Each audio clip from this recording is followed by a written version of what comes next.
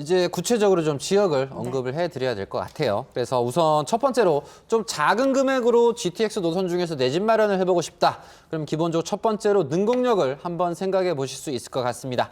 그래서 보면 GTX 노선 역이 개통이 되는 게 대곡역입니다. 그래서 대곡역이 GTX A 노선이 정차하는 역인데 이 대곡역과 딱 한 정거장이 바로 능곡역입니다.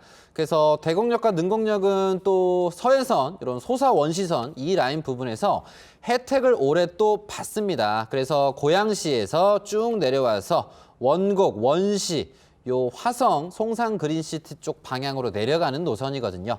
그래서 능곡역 주변은 이런 사업성 호재들 때문에 무엇을 하고 있는가? 바로 뉴타운 재개발들이 활발하게 이루어지고 있다. 그래서 능곡역 주변 그리고 바깥쪽까지 전부 다 개발을 한다. 그래서 능곡은 뭐 능곡연합 재건축이 돼서 들어간 부분도 있고 능곡 1구역이 들어간 부분도 있고 그래서 두산이라든가 롯데가 이미 들어가 있는 부분이 있습니다. 그 가운데서 이제 6구역이나 2구역이나 5구역 같은 진행이 잘 이루어지는 곳에 관심을 가져보실 수가 있겠습니다. 그래서 이 역을 처음서부터 뭐 알고 계신 분도 계실 거고 처음 들으신 분도 계실 거예요. 근데 현 상태에서 작은 금액이라는 건 뭐 한 1, 2억 정도 금액을 가지고 내가 한번 마련을 해보고 싶다라는 분한테는 또 한번 기회의 장이 될 수도 있는 구역이니까 한 번쯤 능곡역 근처에서 개발하는 부분을 관심을 가지셨으면 좋겠고요. 다음으로는 현 상태에서 수서역으로 좀 가보도록 하겠습니다. 그래서 더욱더 수서역이 비상을 하는데 수서역은 동남권에 있어서의 철도, 지방과 경기도와 이어지는 철도역에서 매우 중요한 허브 역할을 하는 곳이에요. 그러다 보니까 하나에서 대규모 투자를 하고 신세계에서 대규모 투자를 합니다. 그래서 이런 대기업들이 투자를 할 때는 우리는 항상 생각을 하세요. 아, 그럴 만한 이유가 있구나. 좋구나. 이렇게 단순하신 분들이 잘 되는 거지. 하나가 왜 할까? 신세계가 왜 할까?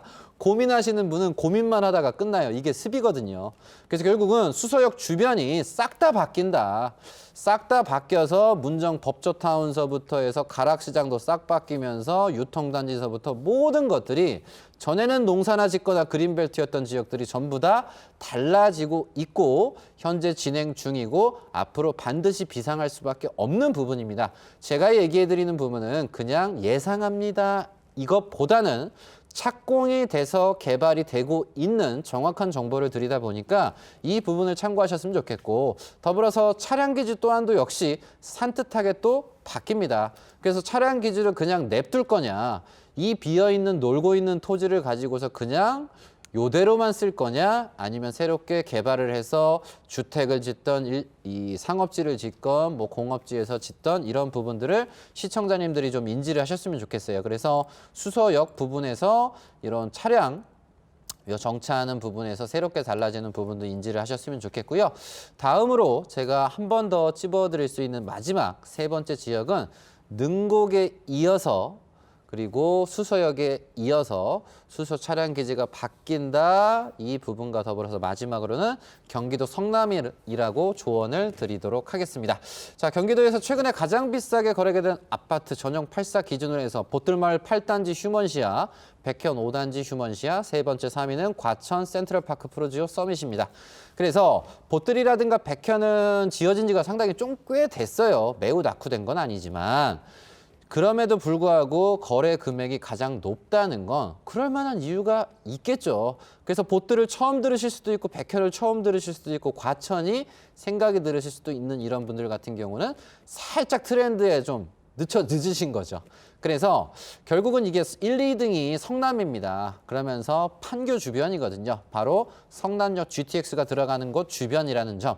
그러면서 지금 경기도는 리모델링이 활발하게 진행이 되고 있는데 그중에서도 제일 큰 형님은 어쨌든 성남입니다. 그래서 무지개가 2주를 시작을 하고 정자드치가 또 2주를 하게 되고 한솔, 매화 이런 단지들이 리모델링에 박차를 가해서 진행을 하고 있다. 그러다 보니까 일산도 형이 잘 되네, 우리도 할 수 있겠다, 이런 자신감이 드는 거예요. 그래서 성남이 경기도에서는 어쨌든 큰형님이다 생각을 하시면서 이 아이들이 가장 먼저 빛을 볼 수밖에 없고 사업성에 대한 검증은 성남을 통해서 나온다는 부분 인지를 하시면서 성남역 주변에 가까운 역이 뭘까? 이민역이 가깝구나. 이런 생각하시면서 좀 적극적으로 생각을 해보시는 것도 하나의 방법이지 않을까 생각을 합니다. 그래서 세 지역을 꼽아드렸죠. 능곡, 수서, 성남을 제가 정확히 찝어드렸습니다.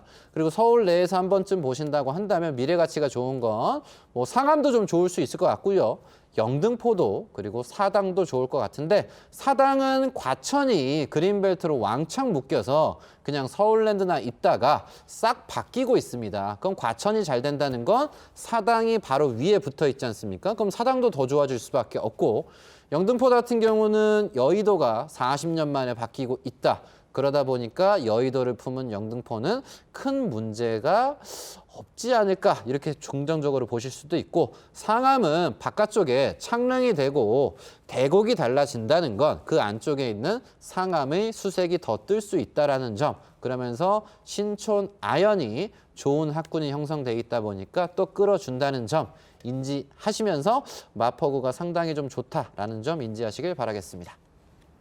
네, GTX가 주는 변화가 생각보다 굉장히 좀 클 것 같습니다. GTX A 노선 지금 한번 훑어보시고요. 궁금하신 부분 있으시면 저에게 전화를 주시면 되는데요. 저희 전화 상담은요, 방송 중에만 가능하니까요. 이 점을 꼭 참고를 하셔서 보시고 지금 전화 주시면 되겠습니다.